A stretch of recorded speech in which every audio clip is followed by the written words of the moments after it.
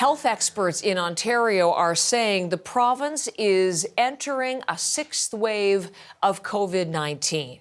This is not long after, mere days, in fact, after the province lifted a number of key public health restrictions.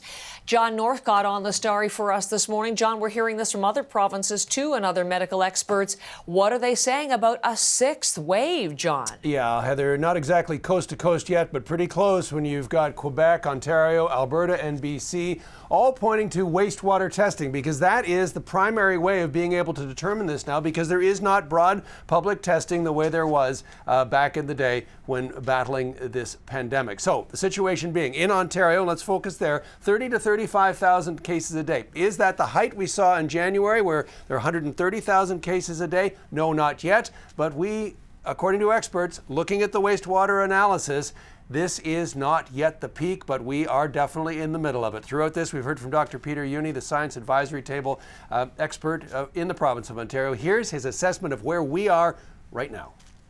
However we call it, it's either the resurgence expected after the reopening of the last wave, or you can call it the sixth wave. We're seeing quite a steep increase right now in wastewater predominantly, and it starts to be followed now by an increase in hospital occupancy.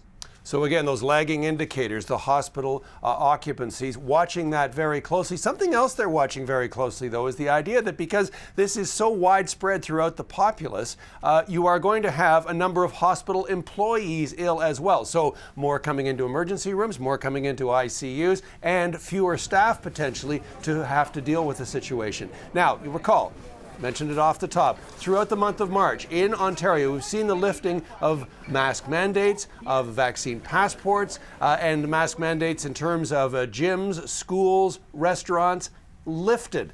This is a concern to many of those who are looking at these rising numbers. The province of Ontario, though, in response to inquiries, put out a statement saying this: the latest modelling shows that our hospitals and health system can manage many of the projected scenarios while not compromising our ability to continue addressing the surgical backlog caused by the pandemic.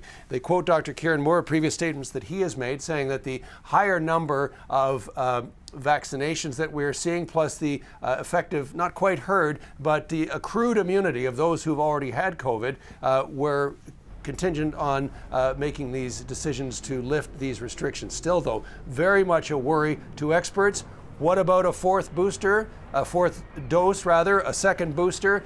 Quebec has it for at-risk people, Ontario as well in long-term care, but over a wide population, not a factor being proposed as of yet. Heather?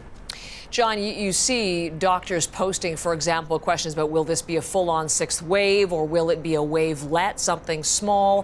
What is the hope in terms of how this could pan out? Yeah, the wavelet is not being spoken of, at least in recent days with these numbers, but some kind of wave. And Dr. Peter Uni, again, talking about this and talking about the kind of wave that he is hoping for. Not a steep mountain, but a hill. Have a listen. We don't want this to accumulate too many infections at the same time. Why? Because those people who got infected will then, in general, get susceptible again for new infections at the same time again. So we don't want a high mountain peak, narrow, but we want to have a low hill that is really wide so that we distribute infections over time to avoid a yo-yo effect. So there it is. We're out in the water looking at the beach and we're feeling the wave come towards us. The question is, will it crash over us or will we be able to ride it into the shore? Heather?